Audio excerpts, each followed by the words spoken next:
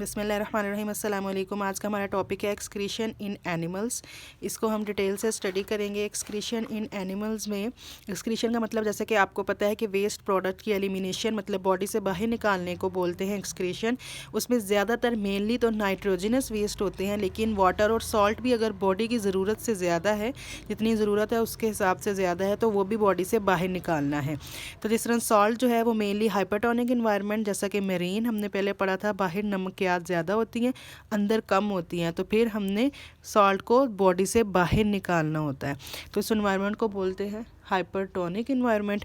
तो लेकिन मेनली चूँकि नाइट्रोजनस वेस्ट है, तो इसीलिए नाइट्रोजनस वेस्ट को हमने बाहर निकालना है जिसमें नाइट्रोजन कंपाउंड मौजूद होगा।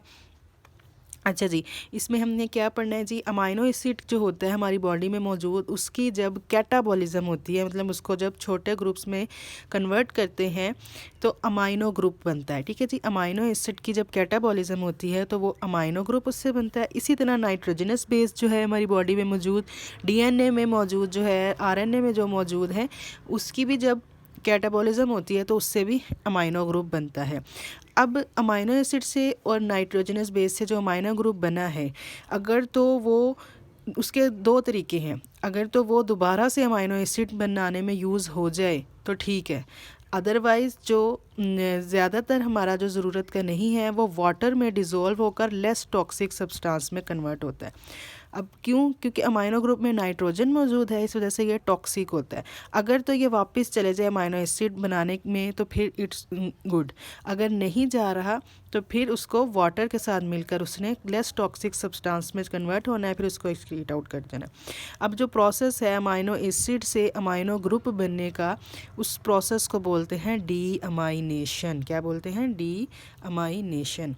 ठीक है जी। अब जो टॉक्सिक सब्सटेंस है, अगर उसकी बॉडी में तादाद ज़्यादा हो जाए तो फिर उससे क्या हो सकता है जी, कन्वल्जन्स हो सकती हैं, झटके लग सकते हैं, कोमे में जा सकता है इंसान, और फिर इवेंचुअली डेथ हो सकती है। ठीक है जी, ये तीन जो है नुकसानात हैं जो कि बहुत ज़्यादा नुकसान जो है वो है। ठीक है जी। उसके बाद है जी, ज़्यादातर जो एक्सेस नाइट्रोजन होती है वो किस में कन्वर्ट हो जाती है हमारी? अमोनिया में। किस में कन्वर्ट हो जाती है? अमोनिया में, यूरिया में और यूरिक एसिड में। मेनली इन तीन में हमारी कन्वर्ट हो जाती है एक्सेस नाइट्रोजन। लेकिन कुछ कुछ जो है वो इनमें भी कन्वर्ट होती है। लोअर क्वांटिटी जो है वो क्रिएटिनिन में और ट्राई मेथाइल अमाइन ऑक्साइड में होती है। ठीक है जी। जो एक्सेस है वो अमोनिया, यूरिया और यूरिक एसिड में, लोअर क्वांटिटी जो है वो क्रिएटिन और ट्राई मेथाइल अमाइन ऑक्साइड में, और जो बहुत ही कम क्वांटिटी है वो अमाइनो एसिड में, प्यूरिन में और पायरामिडीन में। ये नाइट्रोजनस बेसिस हैं, ये आप इंशाल्लाह नेक्स्ट पढ़ेंगे, बल्कि आपने पढ़ा भी होगा मैट्रिक में। तो ये प्यूरिन और पायरामिडीन में बहुत कम क्वांटिटी जो है वो उसमें होती है। जब प्यूरिन और पायरामिडीन की फर्दर कैटाबॉलिज्म होती है तो इनसे 5 कंपाउंड बनते हैं, हाइपोक्सेंथिन, एक्सेंथिन, एलेंटाइन, यूरिया, यूरिक एसिड और अमोनिया। फिर से ये भी क्या बना देते हैं, फ्यू क्वांटिटी अमोनिया, यूरिया और यूरिक एसिड। ठीक है जी, ये आपकी बुक में भी मैंशनड है। यहाँ पर देखें, प्रोटीन जो हमारी बॉडी में मौजूद है या जो हमारी बॉडी में न्यूक्लिक एसिड मौजूद है, इन दोनों ने न्यूक्लिक एसिड से नाइट्रोजनस बेस बनेगी, प्रोटीन से हमारे बनेगा, आपको पता है अमाइनो एसिड मिलकर प्रोटीन बनाते हैं, तो प्रोटीन जो है वो अमाइनो एसिड बनेंगे, उससे अमाइनो एसिड बनेगा। इन दोनों की जब कैटाबॉलिज्म हो रही है तो बनेगा अमाइनो ग्रुप। अब अमाइनो ग्रुप की मौजूदगी बॉडी के लिए नुकसानदेह है, लिहाजा उसको डिफरेंट एनिमल्स डिफरेंट तरीक़ों से कन्वर्ट कर लेते हैं। जो फ़िश वगैरह है वो अमोनिया में कर लेते हैं, जो एम्फीबियंस, शार्क और कुछ एबोनी फिशेस जो हैं, कुछ बोनी फिशेस, वो उसे यूरिया में कन्वर्ट कर लेती हैं। और ये जो बर्ड्स हैं, इंसेक्ट्स हैं, रेप्टाइल्स हैं और लैंड स्नेल्स हैं, ये सारे जो हैं ये यूरिक एसिड में कर लेते हैं। ठीक है जी। उसके बाद है जी, nature of excretory products in relation to habitats, मतलब किस किस्म का हैबिटेट होगा उस हिसाब से वो एक्सक्रीटरी प्रोडक्ट को रिलीज़ करेंगे बॉडी से। अब इसकी हम डिटेल देख लेते हैं जी। हैबिटेट 3 तरह के हो सकते हैं, या तो वाटर होगा, या फिर टेरेस्ट्रियल होगा, या फिर हवा होगी, एरिड एनवायरनमेंट होगा। ठीक ठीक है जी। फ्रेश वाटर में सबसे पहले हम देख लेते हैं जी वाटर में कैसे रिलीज़ होगा अमोनिया जो है वो वाटर में कैसे। अब इसको देखते हैं जी, ये बहुत ज़्यादा टॉक्सिक है, ठीक है, अमोनिया बहुत टॉक्सिक है। इसके लिए इसकी बॉडी में हमें कंसनट्रेशन लो रखनी पड़ती है। अब लो करने के लिए हमने क्या चाहिए है जी, लार्ज वॉल्यूम ऑफ वाटर, ताकि वो बॉडी से बाहर जा सके। तो ये किस में मुमकिन है? हाइपोटोनिक इन्वायरमेंट में। हाइपोटोनिक कौन सा था? फ्रेश वाटर का इन्वायरमेंट, जहाँ पर होता क्या है, सॉल्ट की कंसनट्रेशन कम होती है और वाटर की ज़्यादा होती है। ज़ाहिर सी बात है, इर्द गिर्द पानी ज़्यादा मौजूद होगा, नमकियात अंदर ज़्यादा कम बाहर, बाहर कम अंदर ज़्यादा, ये हाइपोटोनिक इन्वायरमेंट होता है। ज़ाहिर सी बात है, बाहर H2O ज़्यादा होगा तो ही बॉडी एनिमल की पिएगी और उसको किस में यूज़ करेगी? अमोनिया की कंसंट्रेशन को लो रखने के लिए और बॉडी से बाहर निकालने के लिए।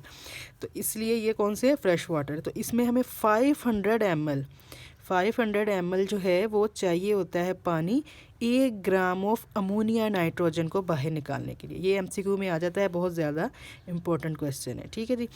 कितना चाहिए होता है? 500 ml, ये यूनिट आपने ज़रूर याद रखना है। 500 ml वाटर चाहिए होता है 1 ग्राम, सिर्फ 1 ग्राम अमोनिया की नाइट्रोजन को बाहर निकालने के लिए, ठीक है जी। अब उसके बाद हम पढ़ते हैं जी टेरेस्ट्रियल। टेरेस्ट्रियल में आपको पता है खुशकी में रिस्ट्रिक्टेड सप्लाई ऑफ वाटर होता है, पानी इतना ज़्यादा नहीं होता कि हर वक्त अवेलेबल है। तो उसमें अमोनिया को कन्वर्ट करना पड़ता है किसमें? यूरिया में, जो कि लेस टॉक्सिक है। किसकी निस्बत? अमोनिया की निस्बत। तो अमोनिया को जो यूरिया में कन्वर्ट करते हैं उसको बोलते हैं यूरिया साइकिल। ये इतना ज़्यादा वेरी वेरी वेरी इंपॉर्टेंट है एग्ज़ाम के पॉइंट ऑफ व्यू से। ये आपकी बुक में गिवन है सफ़ा नंबर 8 पे। देखिए तो यूरिया साइकिल में होता क्या है? एक कंपाउंड है ऑर्निथीन, वो अमोनिया और कार्बन डाइऑक्साइड इस कंपाउंड के साथ मिलकर एक नया कंपाउंड बनाते हैं स्ट्रियोलिन। स्ट्रियोलिन में एक और अमोनिया और सेकेंड नाइट्रोजन ऑफ यूरिया वो ऐड होती है और बना देती है आर्जिनोसक्सिनेट। आर्जिनोसक्सिनेट से बनता है जी आर्जिनिन, और आर्जिनिन से आर्जिनेस एंजाइम, जिनेस ASE है तो ये एंजाइम है, ये एंजाइम कन्वर्ट कर देता है आर्जिनिन को ऑर्निथीन में, और साथ में क्या रिलीज़ हो जाती है? यूरिया, ठीक है जी। यूरिया बनाने के लिए ये साइकिल आपको जहन नशीन करना पड़ेगा, बहुत ज़्यादा इंपॉर्टेंट है ये, ठीक है जी। अब यूरिया बनाने का क्या फ़ायदा हुआ हमें? यूरिया का ये फ़ायदा है कि 1 ग्राम ऑफ यूरिया की नाइट्रोजन को बॉडी से बाहर निकालने के लिए सिर्फ 50 ml पानी चाहिए।